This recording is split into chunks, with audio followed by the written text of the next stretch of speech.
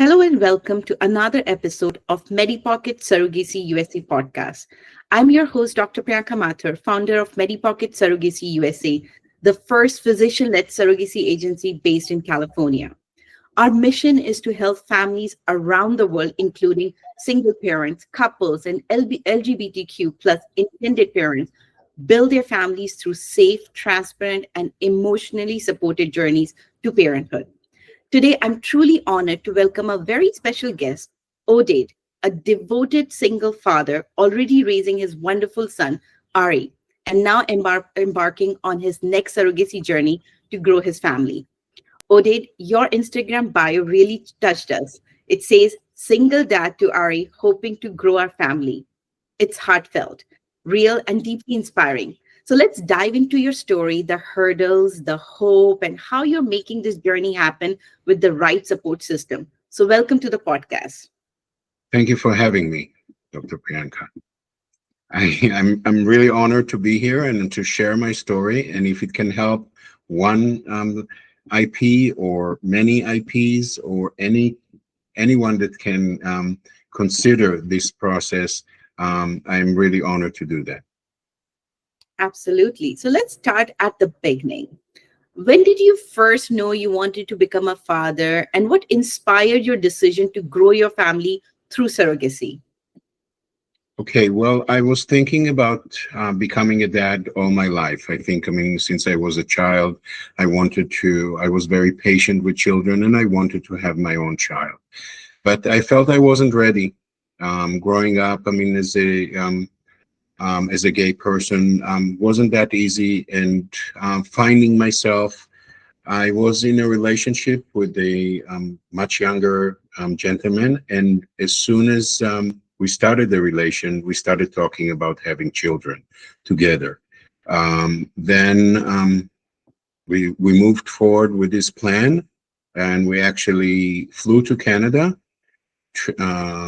started with a clinic there, had our sperm donation, created embryos with a anonymous egg donor, and we had two embryos with my sperm, two embryos with my partner's sperm, and we decided to do just a single transfer. We didn't want to take the chance of twins without knowing how to become parents, and I ended up, starting myself with my sperm first.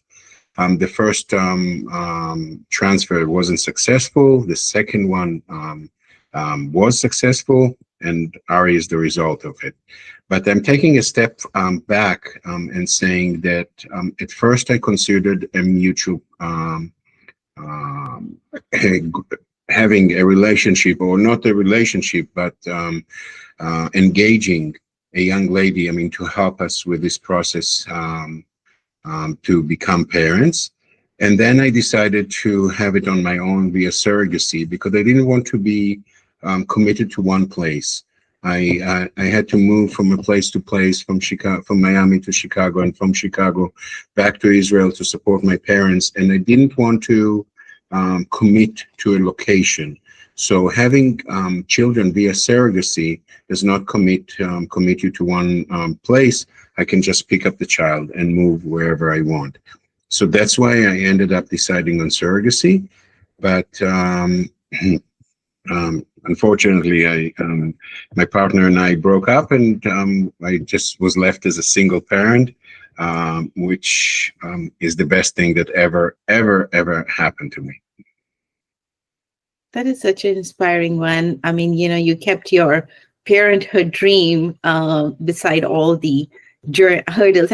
I think every dream is like that, and either through surrogacy or natural parenthood. I always say parenthood is a journey, right? Either way you achieve it, there are compromises, there are decisions and choices that we have to make as a parent, because we're really bringing a life that we chose to bring it. Now it's our responsibility what changes need to be done around it in order to make sure everything is done best for the life we brought in. So that's a beautiful one. And how old is Ari now? Ari is going to be 8 in a month. Exactly in a month. He's going to be 8 years old. it's like he was born yesterday. It's like I was holding him for the first time, or cutting the umbilical cord.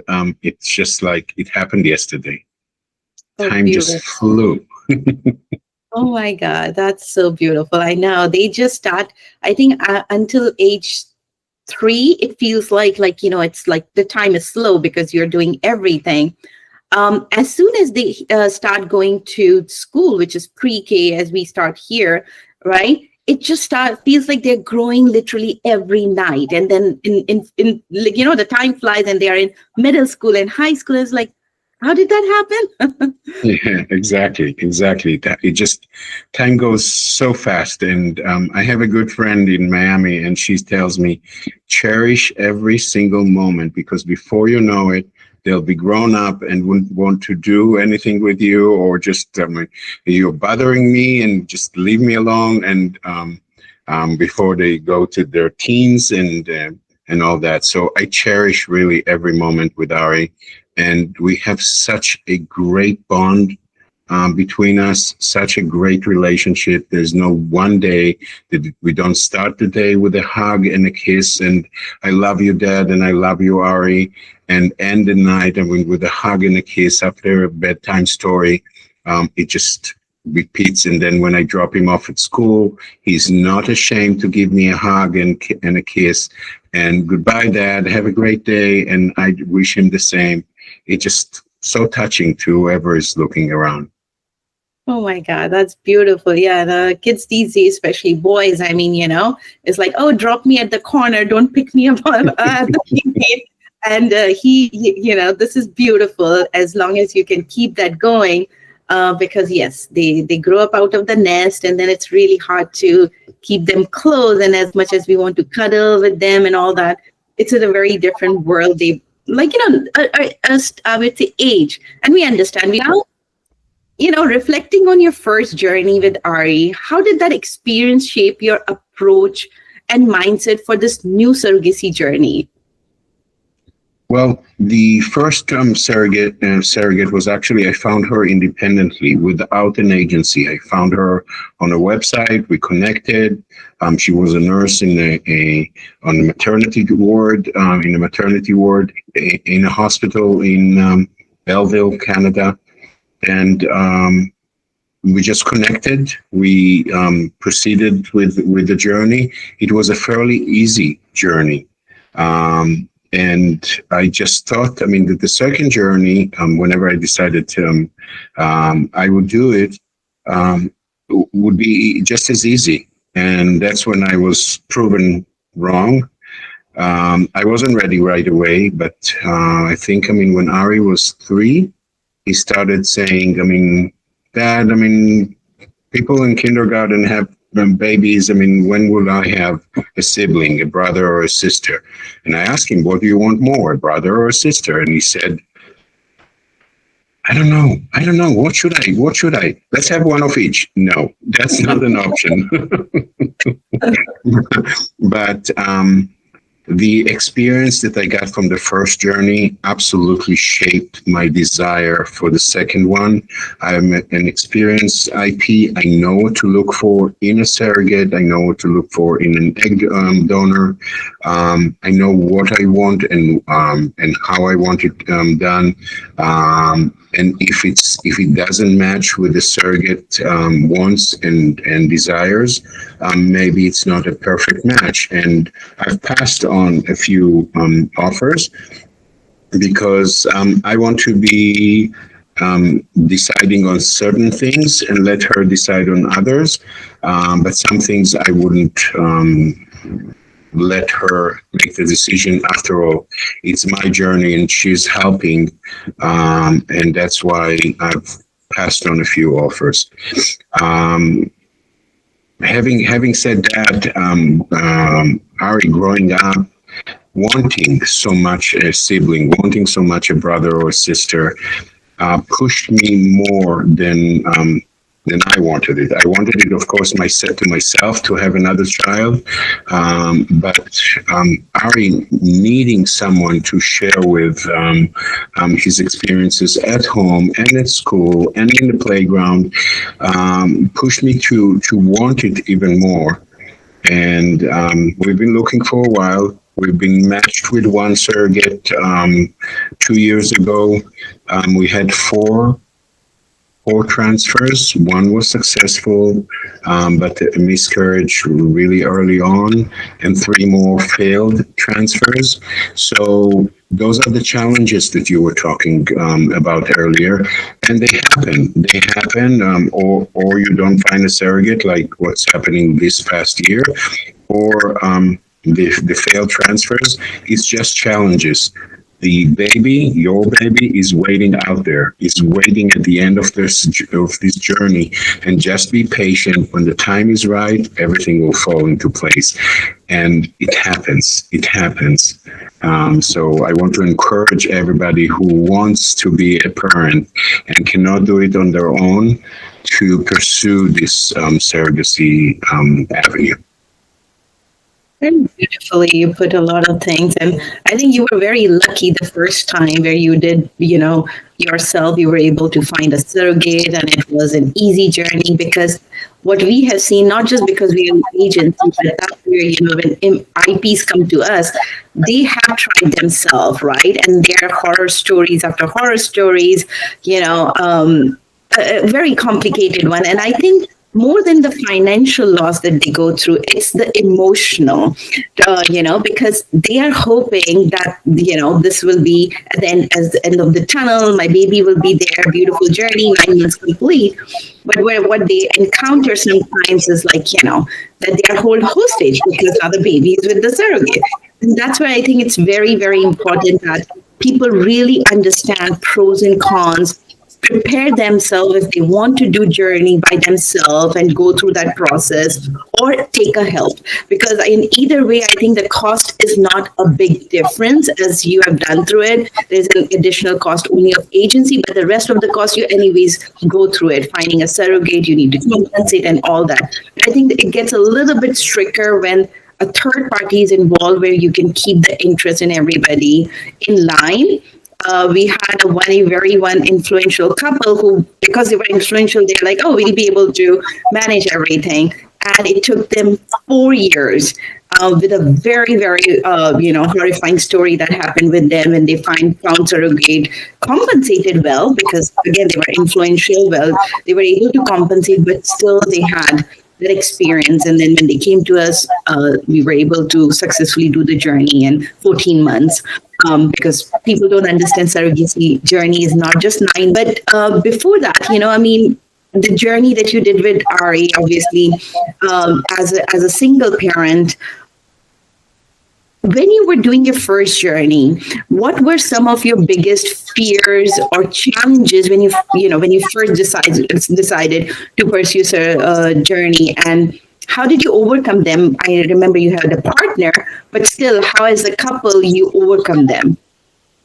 Again, the experience of parenthood, I experienced completely on my own. I was separated from my partner before Ari was born. So the entire process of raising Ari was as a single parent.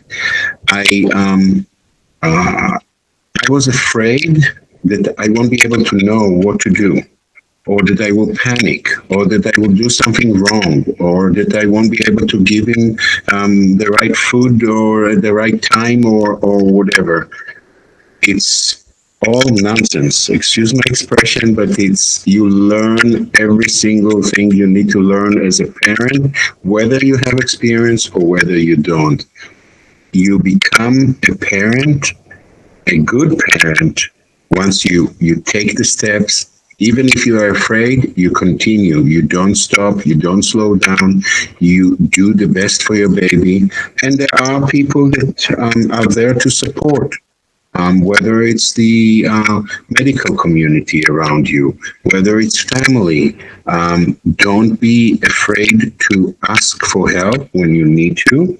I trusted many people around me.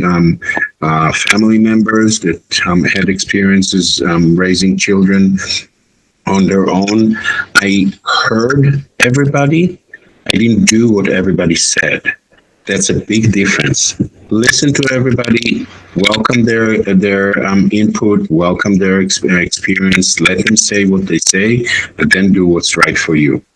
Don't follow everybody's advice because then you'll go crazy. You need to follow your thoughts, your beliefs, and of course, when it comes to medical advice and the medical community around you, that's first. That's before what the family says. If the doctor says one thing and your sister or your brother says another thing, go with the doctor. The doctor knows what's best, and they're cautious. They're more cautious before they give just an advice. And learn, read, do whatever you do, and don't be afraid of making mistakes. If you do make mistakes, there will be ways to correct them, and of course, your baby will grow up. Your baby, don't stay up all night just looking at them. I mean, making sure they breathe. They will grow up. Just give faith in you, in your baby, and of course. Um, Try to educate yourself and never stop. Don't stop at one thing. I know already everything there is to know. Don't stop. I'm on my second journey, but I have a lot to learn. It's not like I know everything there is to know. Each baby is different. Each baby's needs are different.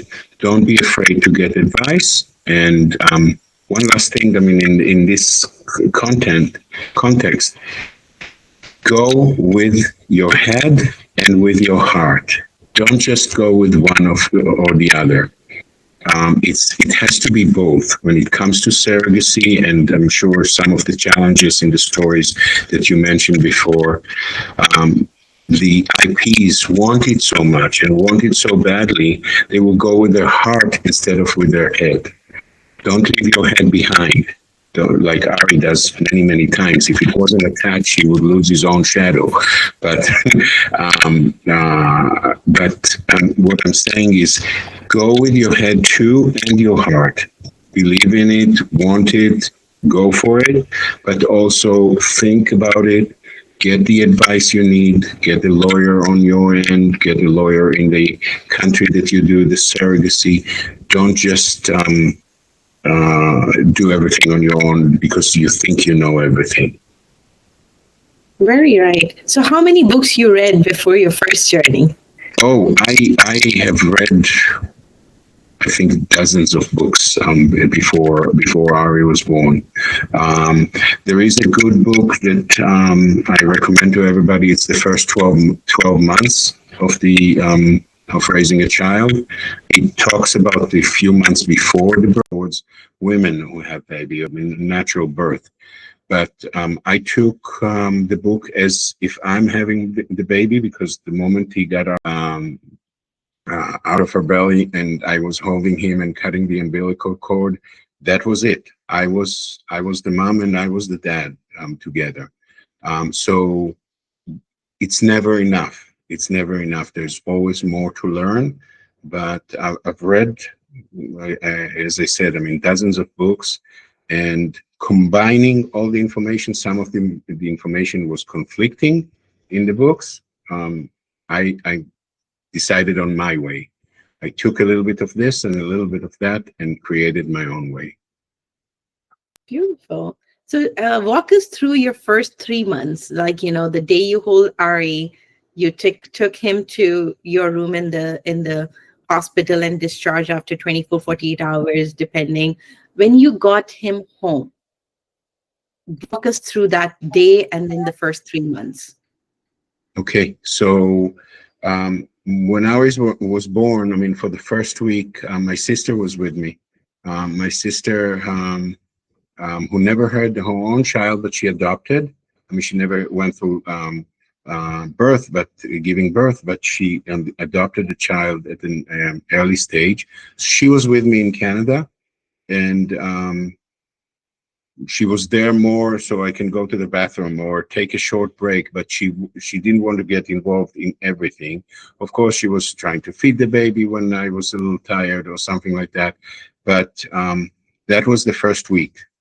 After the first week, we did the circumcision, I mean, the bris, I mean, on the eighth day, and then she left. And I was left with Ari by myself for another 3 weeks in Canada.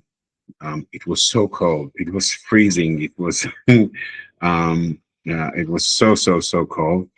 And I managed to juggle everything. I mean, until I got all the paperwork ready, and then we flew back to Israel.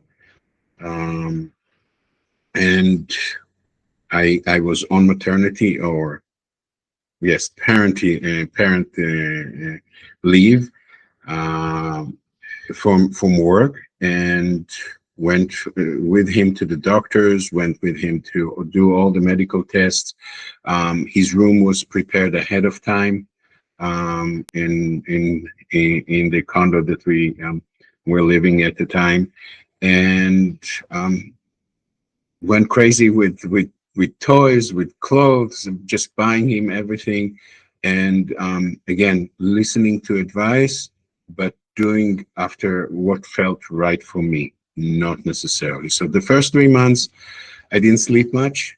Ari's crib was in my room, and that was what I needed. And gradually, he slept better. He ate better. He passed the stage of the gas and all that. I mean, the nightly nightmares, I mean, the parents go through because the baby is crying uncomfortably. Um, thank God it was colder weather then, and I felt very, very comfortable. And we had peace at that time. The first few months until I went to work was just utter peace. We felt so good together. We started our bonding process, and we continued from there. Even when he went to a private daycare, and I went back to work again. I was with him in the morning, and then once I came back from work, just a wonderful experience. Everybody should try it. Everybody should experience that, and of course, anybody can do it. Very encouraging. I think people, sometimes even a couple, get scared. And, the times we're living in, people are like, oh, it's a big responsibility. We don't know we can do it. And, all those things. Obviously, if you have not done it, you don't know you can do it. But what you put together is what I always believe. It's like a one-way entry, right? Right. It. So Reb, just do it in best of your capabilities. There's no judgment of you did wrong or you did right. Everybody do in their own way. It's your baby. You are raising it. You know the best for your child.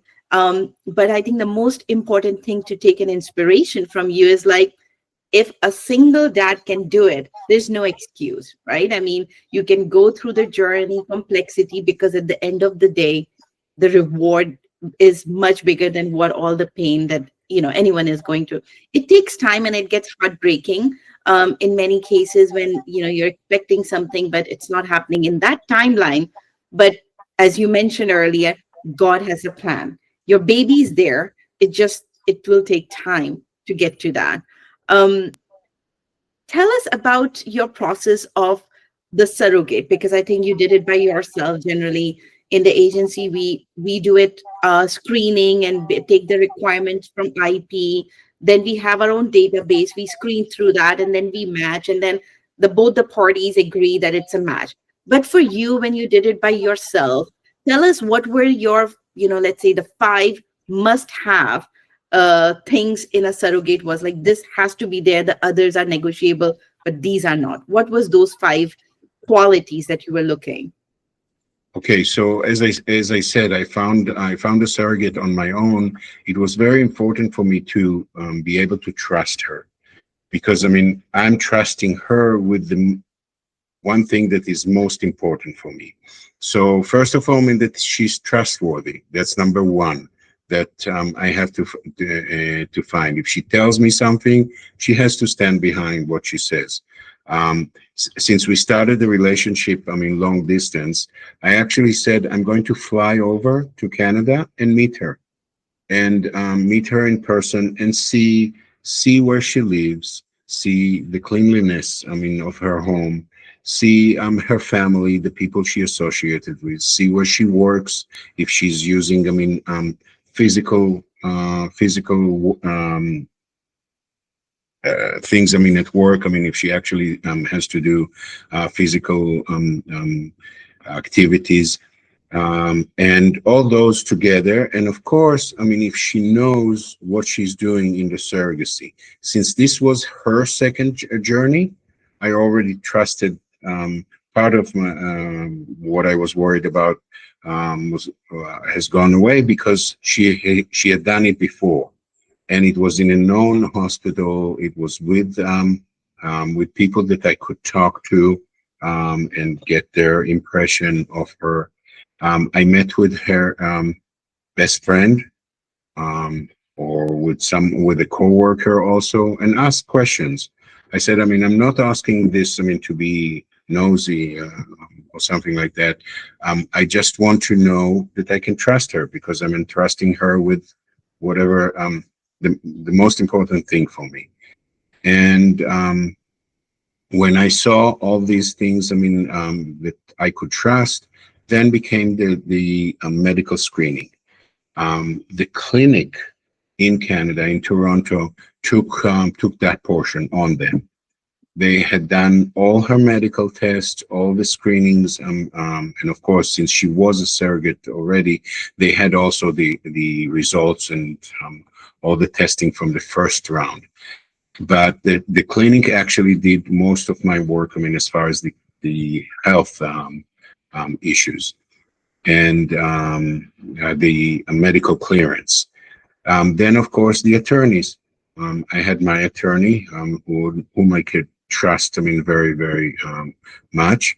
And my attorney recommended an attorney that she works with. On the other hand, for to represent the surrogate.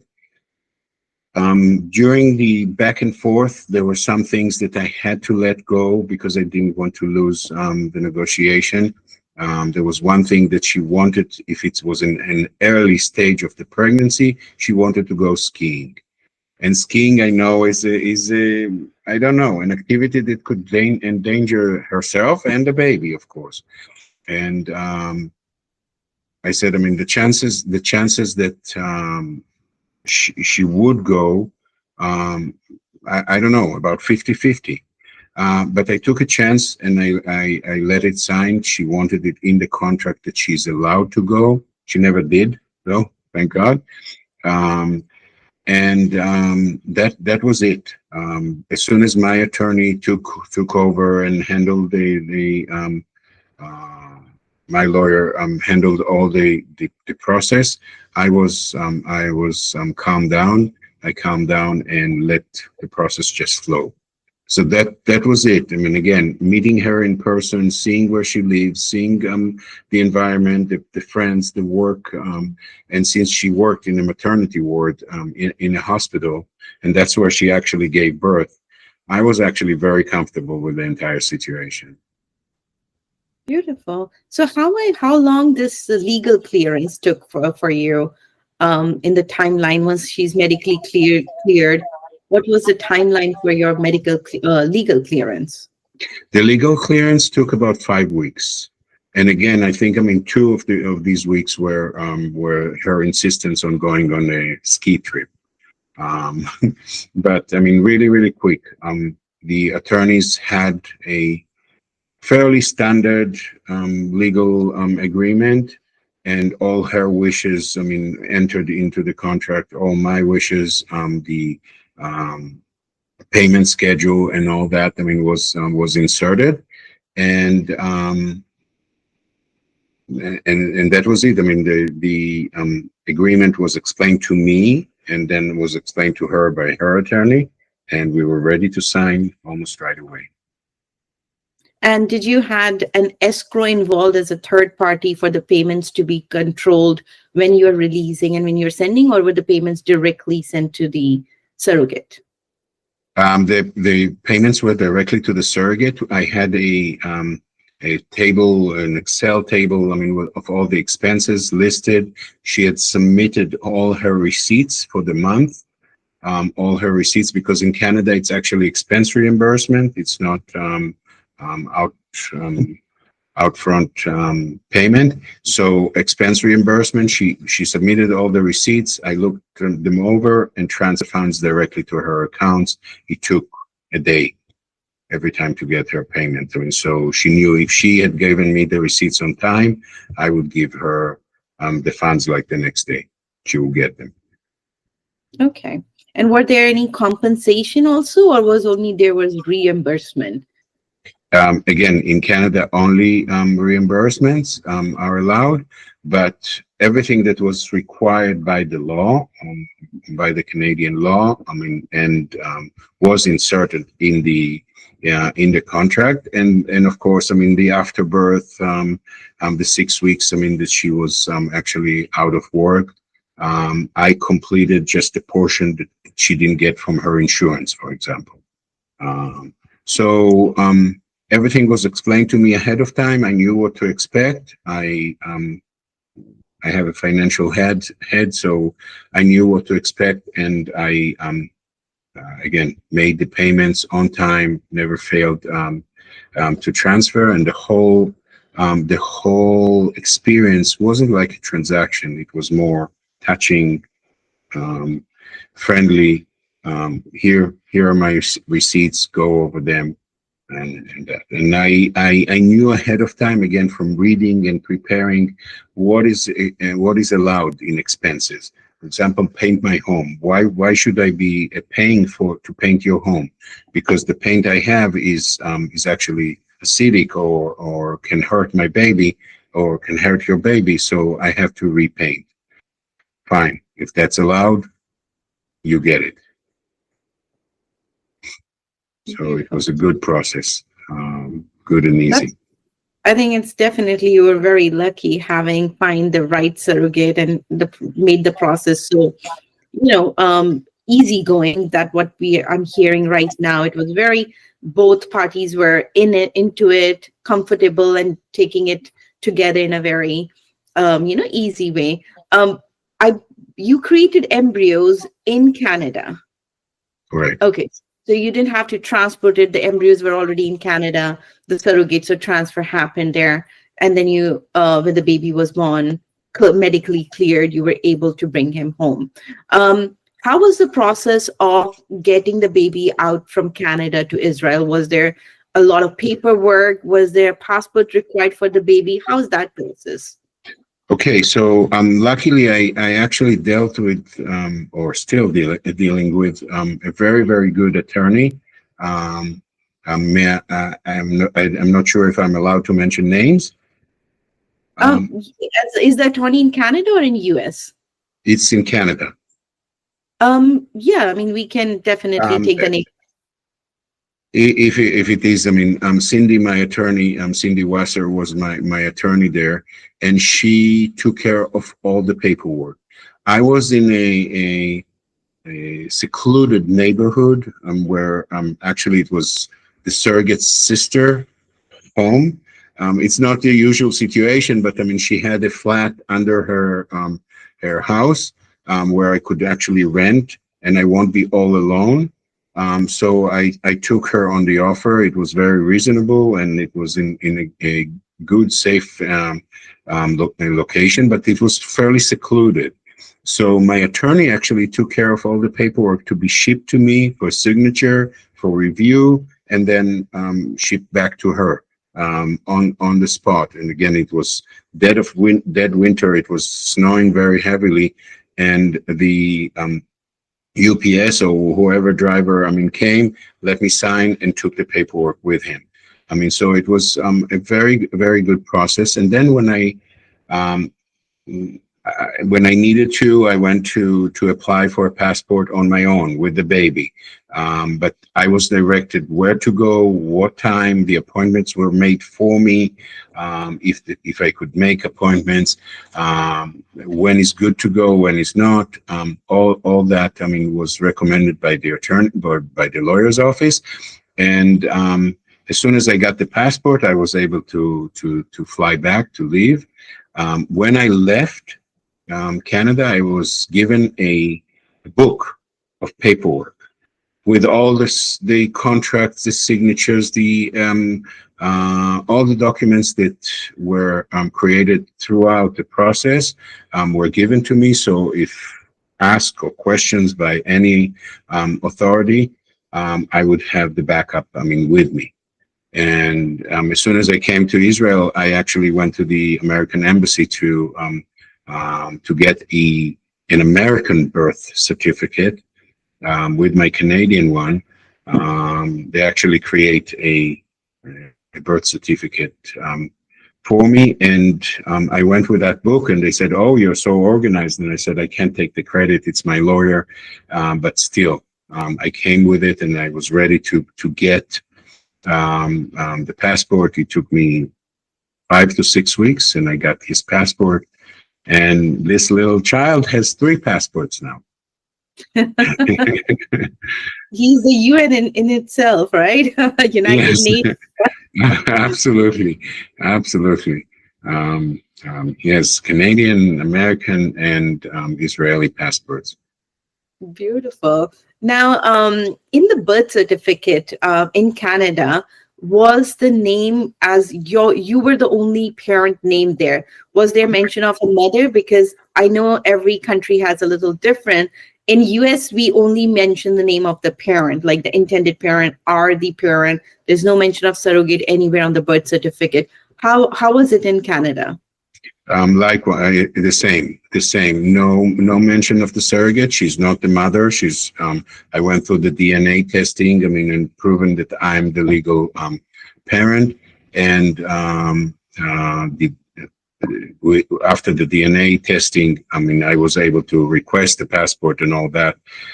But the egg donor was anonymous, so there was no mention of a mother, and just one name on the birth certificate. Okay. Yeah, no, I think that's where it's very important. We call it pre-birth orders, and that's what your attorney did, is a pre-birth order. So you don't have to do afterwards the adoption and all that. It's done the pre-birth one. Now let's change the gear towards more emotional questions, and which I think a lot of parents struggle to know if it's right. People can make their personal decision for that. But is Ari aware about his journey, like how he came and the journey? Have you already told him? Have you told him in full, or you have only told him a little bit? You're waiting him to mature. Like, if you can walk us through that, especially for intended parents, like the couple or a single father, how it should go at the conversation. It's a really good question. I believe in transparency. I believe in complete transparency. I told him from day one. He didn't understand it from day one, but I told him there were 2 amazing women who helped us become a family. We are a very, very small family. You have your grandfather, you have your aunts, you have of course, I mean, me as your dad, but we don't have a mother. We never had a mother, and as a child, as a young child, I think when he was 3 or 4, he told the kindergarten teacher that his mom passed away because he misunderstood. I went with him through this again and again and explained until he started understanding. And I showed him books and I showed him videos, how an embryo is created. I said, this woman that we don't know who she is donated the egg. I showed him how the embryo is created in a clinic, how it's created, how it's checked, and then this embryo goes to live inside the belly of a surrogate mother who's not your mother. She just gave birth to the embryo that was inside you, to the fetus that grew up inside her. But she's not your mother. If you want to meet her, you can. She would want to meet you too. And of course, she saw me at her sister's house. I mean, the first few weeks, and now we are in touch via Facebook and other social media. But I explained to him every single day until he got it, And he's no longer saying that his mom passed away. He's like, I mean, will I be able to meet my mother? And I said, I don't know, because she signed an anonymous agreement. I don't know if it will ever be able to be open, but I'm acting as both mom and dad. I'm your family, your grandfather, your aunts. We are a small family, but we are your family. And I'm hoping one day you'll have a brother or a sister that you can share your thoughts and your fears and your greatness and excelling in sports and all that. But every question that he asked, I never failed to answer, because I believe in transparency. So how young was he? I know you said you started when he even did understood what you're saying, but was it like around age 3 when they start talking? That is when Even you start this conversation with him, and conversation, yes, but even before that, I actually showed him pictures, I mean, of that, and explained to him, I mean, this is just a small family, just you and two amazing women. That's always what I would say. Two amazing women helped us become a family. They just helped us become a family, and here you are just mine. And I knew you were mine from the first moment I saw you. And that's it. I mean, I've been talking to him about it less and less, because he understands that now, and he knows the process of the surrogacy, and he was very involved 2 years ago when we started with the surrogate, and he was hoping, because she got pregnant, and he knew of that, and then I decided not to tell him. With the failed transfers, I decided not to tell him, not to get his hopes up. But always I would talk to him about it. I mean, again, it was, I think, I mean, since he was a year and a half or two, we started talking about it. Again, I talked about it. I mean, he wasn't fluent then, but he saw, he understood what he did. And then eventually we could talk about it. was there any question that was very hard for you to really talk about? Like he asked some question, you were like finding the right words for his little mind to take it properly. Yes, why don't you marry a woman and we can have a mother? And I said, well, I was married to a guy, to a gentleman. I wasn't. I don't want to get married to a woman. I prefer men. Again, completely transparent. He's not quite grasping it yet. I don't know about the education in school, but he's not quite grasping it. But gradually, he does understand, and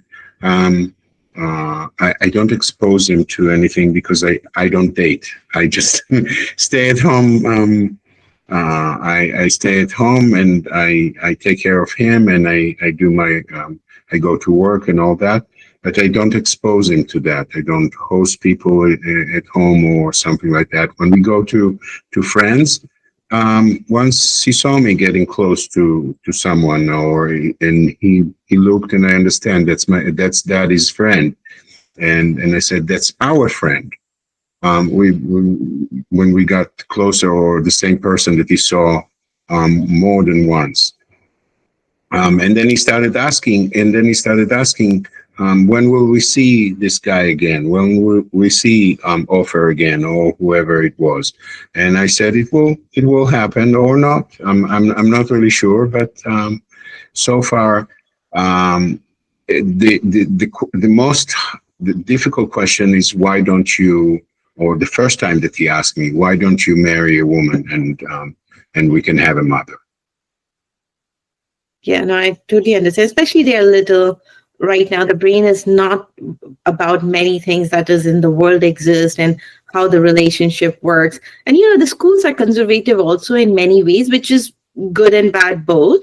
But I think they just take it based on what they can absorb at this age. I mean, he still is in elementary school, so he's still young. So I can totally understand that you have to make those mature talks kind of in a mind that can absorb it and doesn't get um too much information ahead of time. That's what I feel like it is important to give information, but the age we are living in, we need to be a little bit protective, like not too much that Mhm. could harm their understanding of something and completely destroy the understanding what it should be.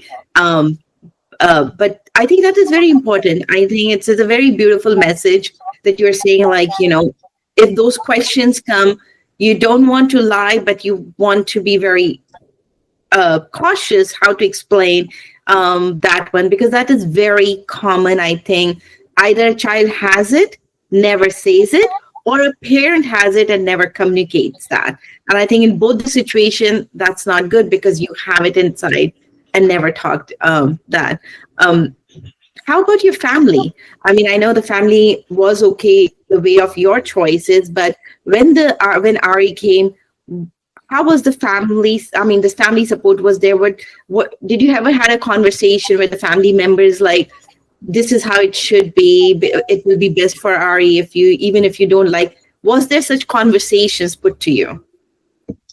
Well, I mean, I had to prepare them because I'm very strong-minded. I know I want the best for Ari, and just like I didn't get involved in raising their children, I listened to their advices and I said, thank you for your advice, but still did what I thought was right.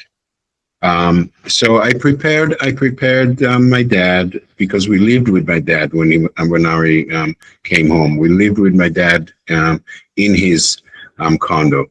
So he was near grandpa, but still, grandpa is not his parent. He shouldn't be the one telling him what's allowed and what's not. I should be, as long as I'm there. If I never left him alone, but if I'm leaving him, I mean, then you're allowed to say something. But as long as I'm there, I'm his educator. I'm his parent. I'm the one who tells him what's right and what's wrong. And my family understood the boundaries. Yes, when I ask for help, they're there to help. When I'm capable on my own, they left me alone. And it was very respectful relationship. And I appreciate that very much to this day. He can tell them what he is, and they can say what's their opinion. Maybe you should do it this way. Ask daddy. Ask daddy if that's all right. If that's the way you should go. As far as my decision, and my dad, one sister understood that, the other one didn't so much. And it's not that she didn't understand; she didn't know anything about the world, about my world. And one day I asked her, "What do you know about my world to judge or to say an opinion? If you study, if you learn." I remember my late mother. When she found out that I was gay, she actually went and studied and learned about it, and to know how to talk to me, what subjects to approach, what subject to avoid. And I thank her every day for that. I mean, because it helped me come out and be open about who I was. And nowadays, I do with Ari. I don't know what will happen with Ari. I mean, it's too early to judge. I mean, but whatever he ends up, I mean, whether he's straight or gay or whatever, I would always love him and always be with him, always be um, his supporter, his number one supporter. You're the cheerleader, the cheer dads, Exactly. standing on the line, like, hey, I'm here, whatever. And I think that is most important. I mean, these days, there are a lot of decisions the kids will make, which may not be something that we want or we desired for them, let's say this way. But if they choose that, and if it is good for them, right? I mean, at the same time, if it's something, then yes, we need to be the cheerleaders. If their parents themselves will not stand with you, they will look outside support, and that is always, I feel like, kind of a little bit more dangerous than inside. So let be us be that support wall for them, in whatever they do, as long as it's something good for them. um, I mean, we learned a lot, and it's very interesting, especially the journey as a single father, the journey of surrogacy, the journey from one country to another country. There's a lot that you took as a single parent, because I think you were very adamant about your dream, which is, you wanted Ari, and you wanted to make sure everything works in the best way for him, for your love to parenthood. I mean, it's all about, like, at the end of the day, it's the love, right? That we want to share, because we want our part, our piece, and he's your piece. So looking ahead, what are your hopes and dreams of your growing family? You are already embarking and trying to embark on the new journey of surrogacy. What message would you share with the single men or couples considering surrogacy for the first time? Okay. First of all, don't wait. Go for it. Start the process. I'm not talking about go and spend money on nothing and then change your mind. Go consult. Start the process. Don't wait. As time goes by, you can shape your journey, but start it. Start it slow. First of all, create the embryos, and then you'll find your surrogate. Do it. Do it. You have got yourself, I mean, a treasure hiding under the rock right now. So just go for it. Don't wait. That's message number one. Number two, again, like I said before, go with your head and go with your heart. Don't go with just the one. With your head, you're too controlled. You will wave or pass on good opportunities.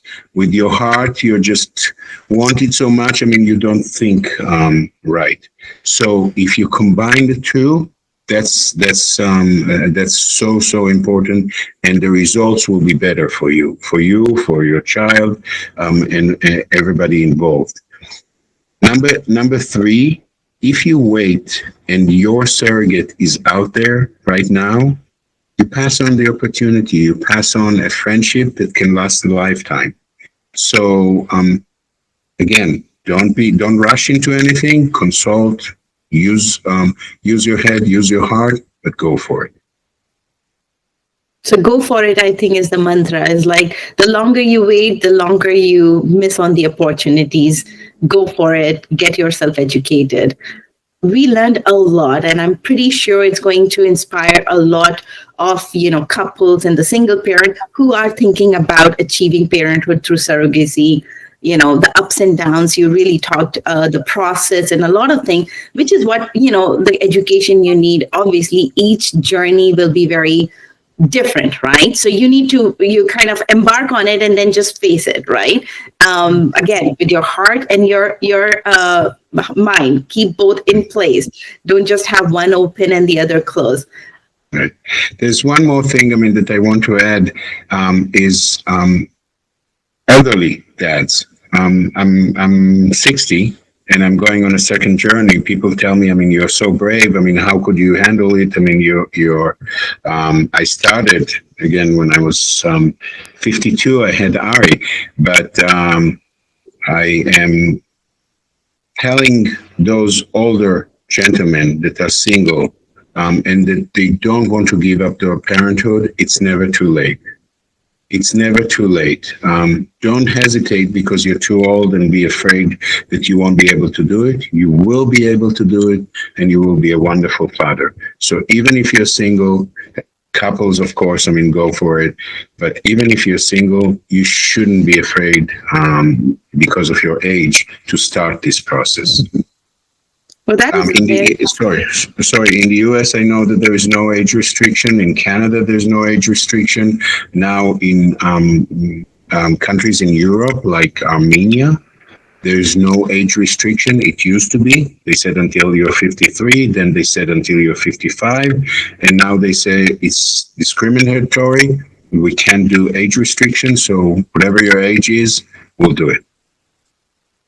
Yes, and it's a very powerful message, I think, that you are giving, because that is another hesitation people have, not just their status, which is a single or a couple, but the age. They sometimes feel I might be too old to start the journey, because I think they do the matters like, oh, I will only have 25, 30 years. I mean, that is the value, quality time you have with your kids. Sometimes, even if you start too early, the life is not guaranteed to anyone for tomorrow, right? So thinking about like we have 15 years or 20 years, that is years with your own child. And I think that's very powerful, not to get hesitant if you feel you're older. Some people just feel they're older, though they're not that old, but they feel it, right? I mean, 55, I mean, it's a young gentleman, right? It's not if you call it an elderly, you're mature gentleman. That's what I would call it.